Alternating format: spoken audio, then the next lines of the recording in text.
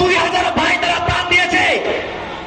আমরা বলতে চাই আমাদের লড়াই অনেক দীর্ঘ, আমাদের লড়াই অনেক দীর্ঘ, আমাদের লড়াই অনেক কঠিন।